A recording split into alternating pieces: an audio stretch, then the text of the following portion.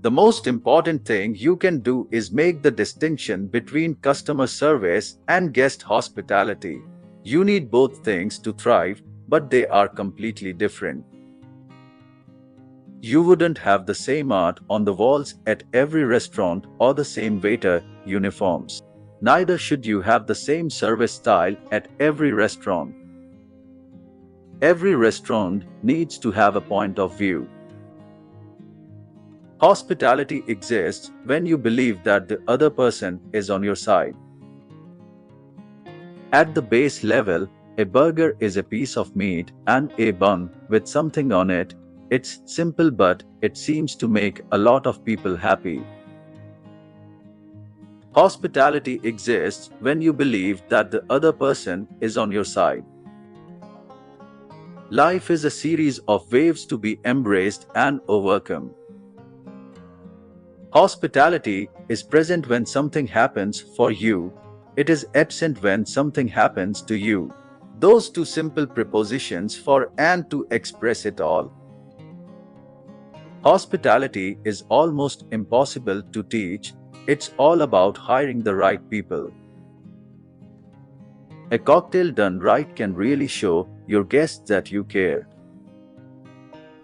Good service means never having to ask for anything. One great worker equals 3 not so great workers. So it's worth paying terrific people not just for today, but to find people that we think have upward mobility to become tomorrow's leaders.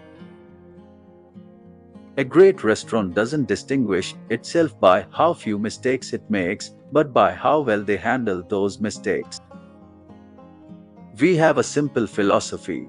Make sure the client's expectations are met financially. Recognize that any project is successful through a team of people, and treat those people with respect. One of the things that may get lost among all the hubbub when a company is going public is that the business can now be owned, in part, by its greatest fans. Museums are like sports stadiums, hotels and hospitals. They are in the category of captive audience dining. My favorite place is whichever sidewalk is beneath my feet, because I am just constantly fascinated by walking and looking and learning. If I've already walked a street 5 times, then the next 5 times I walk it looking up, and I learn something about the cornices. Human nature doesn't change. When enough people are comfortable enough financially, there is going to be human nature that wants to spend more money on better quality and, to some degree, status symbols as well. Restaurants with small courses that give the customer choices and that don't obligate them to spend a fortune are going to do very well.